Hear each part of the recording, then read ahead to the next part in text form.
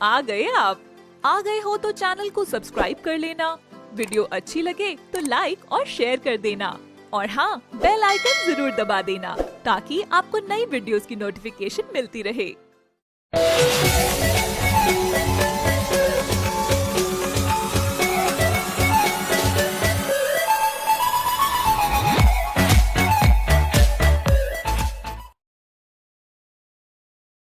बोना दूल्हा कलेक्टर बहू। ये कहानी है जोधपुर की, जहाँ सलोनी नाम की एक लड़की रहती थी और सलोनी पढ़ने में काफी अच्छी थी। 12वीं में उसने जिला टॉप करा था, पर उसके माँ बाप की पुरानी सोच थी कि लड़कियों को ज्यादा पढ़ा लिखा नहीं होना चाहिए, क्योंकि लड़कियों को ज्यादा पढ़ाने लिखाने का कोई फायदा नहीं होता, क्योंकि लड़कियों को शादी करके दूसरे घर ही जाना होता है। पर सलोनी की सोच उनसे बहुत अलग थी। उसे ऐसा लगता था कि लड़कियां देश का आने वाला कल हैं, तो उन्हें और ज्यादा पढ़ा लिखा और समझदार होना चाहिए। सलोनी की बस अभी कुछ महीने पहले ही 12वीं हुई थी, तो वह आगे पढ़ाई करना चाहती थी। इसलिए वो अपने पिता से कहती है, पापा मुझे कलेक्टर बनना है, मैं उसकी पढ़ाई करना चाहती हूँ और मैं उसमें आप दोनों का सपोर्ट चाहती हूँ। मुझे देश की सेवा करनी है और लोगों की मदद करनी है, तो आप दोनों प्लीज मेरी मदद कीजिए और मुझे आगे पढ़ने दीजिए। सुन बेटा सलोनी, अभी तुम बैचलर की डिग्री ले लो, बीएससी जैसी कोई भी डिग्री, फिर हम तेरी शादी करा देंगे। इससे ज्यादा क्या करेगी? और ये कलेक्टर बनने का सपना भूल जाओ। वैसे भी कलेक्टर बनना इतना आसान नहीं होता है, तो ये सब भूल जाओ। हाँ, तेरे पापा सही बोल रहे हैं। और वैसे भी कलेक्टर बनकर क्या कर लेगी? फिर भी आगे जाकर तुझे रसोई ही संभालनी होगी। वो बेवजह क्यों मेहनत करके और पैसे बर्बाद करना? पर मम्मी पापा, आप लोग मुझे एक मौका तो दे दीजिए। अपने सपने पूरे करने के लिए मुझे थोड़ा समय तो दे दीजिए। मैं आपसे विनती करती हूँ। सलोनी, हम तुझे मौका दे तो रहे हैं, तुझे बीएससी करा रहे हैं, और इससे आगे का मत सोच। फिर एक लड़के से शादी करा देंगे तेरी, बस हम यही कर सकते हैं। सलोनी ये सब सुनकर बहुत ही दुखी होती है और वह उदास होकर अपने कमरे में चली जाती है और गुस्सा होकर अपने कमरे में बैठ जाती है। पर उसके पापा फिर भी जाकर एक पास के कॉलेज में उसका बीएससी में एडमिशन करा देते हैं और आकर सलोनी से कहते हैं, सलोनी, मैंने तेरा एडमिशन करा दिया है, परसों से तू कॉलेज जाना शुरू कर दे और ये फालतू के सपने देखना बंद कर दे। सलोनी ये सुनकर और ज्यादा उदास हो जाती है, पर फिर भी वो अपने पिता से कहती है, ठीक है पापा, मैं कॉलेज चली जाऊंगी। सलोनी अपना मन मारकर कॉलेज जाना शुरू कर देती है, पर उसके मन में अभी भी कलेक्टर बनने की चिंगारी थी। पर उसकी बात उसका जुनून कोई नहीं समझ रहा था और देखते ही देखते 3 साल बीत जाते हैं और सलोनी की बीएससी पूरी हो जाती है। फिर उसके पिता उससे कहते हैं, सलोनी, अब तेरी बीएससी पूरी हो गई है, अब मैं तेरे लिए लड़का ढूंढ रहा हूँ। मुझे जैसे ही कोई लड़का मिल जाएगा, हम तेरे भी हाथ पीले करा देंगे। पापा मुझे आगे पढ़ना है, बीएससी से क्या हो रहा है? मुझे आगे की पढ़ाई करनी है। अरे तुझे कितनी बार समझाया है, तेरे दिमाग में बात नहीं आ रही है क्या? हम तेरे लिए लड़का ढूंढ रहे हैं और फिर सीधा तेरी शादी होगी। उसके बाद जो तेरे ससुराल वाले चाहें तू वही करेगी। चाहे वो तुझे जॉब कराना चाहे या घर बिठाना चाहे, वो उनकी मर्जी होगी और तुझे वो ही करना होगा, समझी? पापा, अगर आपको ये सब करना ही था तो मुझे जन्म ही क्यों दिया? जब मैं अपने सपने भी पूरी नहीं कर सकती तो मेरा क्या फायदा? अब तो इतनी बड़ी हो गई जो अपने पिता से जुबान चला रही है। जो तेरे पिता ने कह दिया वही आखिरी डिसीजन है। सलोनी एक बार फिर अपने सपनों की लड़ाई लड़ती है और हार जाती है और उसके पापा लड़का देखना शुरू कर देते हैं। वो काफी सारे लड़के देखते हैं, पर उन्हें कोई अच्छा लड़का नहीं मिलता। फिर एक अमीर परिवार से सलोनी के लिए रिश्ता आता है, पर उसमें भी एक कमी होती है। वह लड़का बोना था।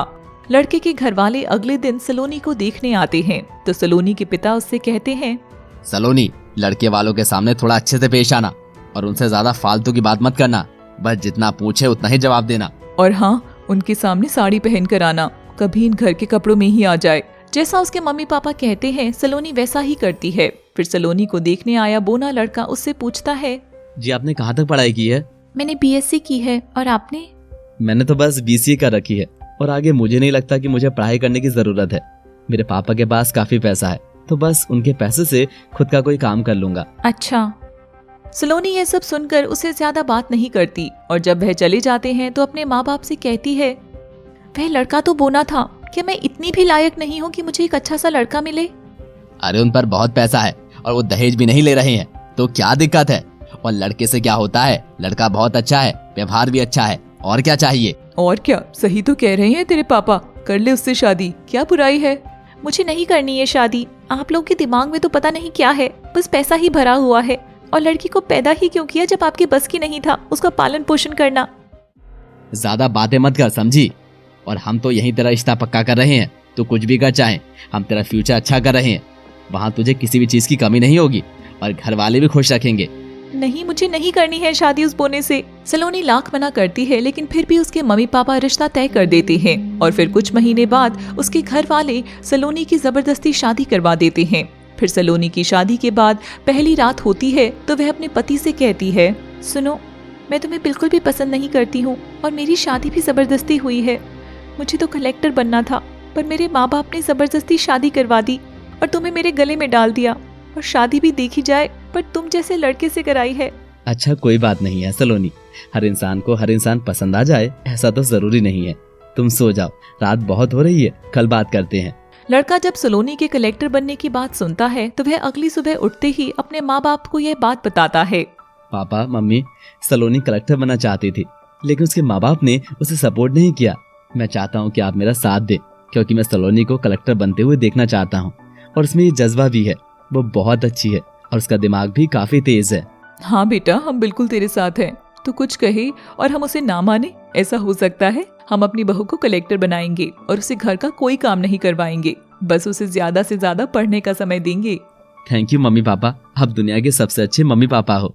और फिर उसी दिन से सलोनी का बोना पति उसकी कोचिंग लगवा देता है और उसे सारा पढ़ाई का सारा सामान ला कर देता है और उससे कहता है, मैंने तुम्हारी सारी किताब भी लाकर दे दी है जो तुम्हें चाहिए होंगी कलेक्टर बनने के लिए, और मैंने तुम्हारा कोचिंग में एडमिशन भी करवा दिया है।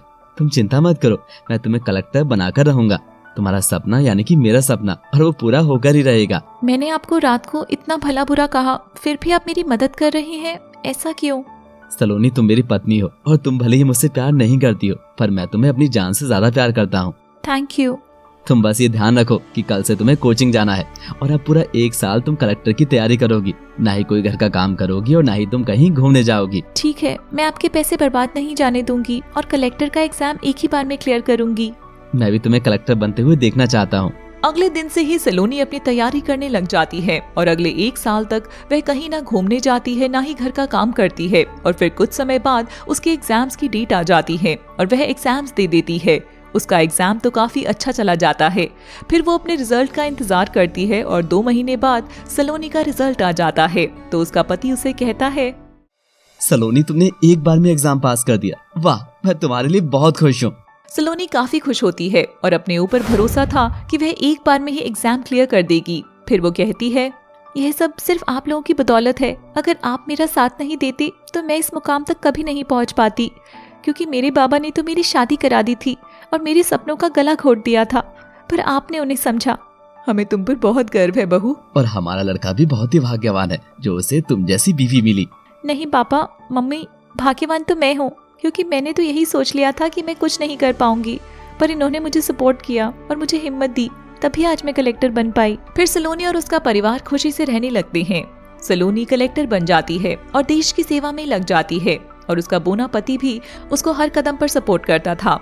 सलोनी भी अपने पति से बहुत प्यार करने लगी। इस कहानी से सीख मिलती है कि कद काठी रूप रंग कुछ मायने नहीं करता, मायने करता है तो उस इंसान का सच्चा दिल और उसका प्यार। तो जो जैसा है उसे वैसे ही एक्सेप्ट करना चाहिए।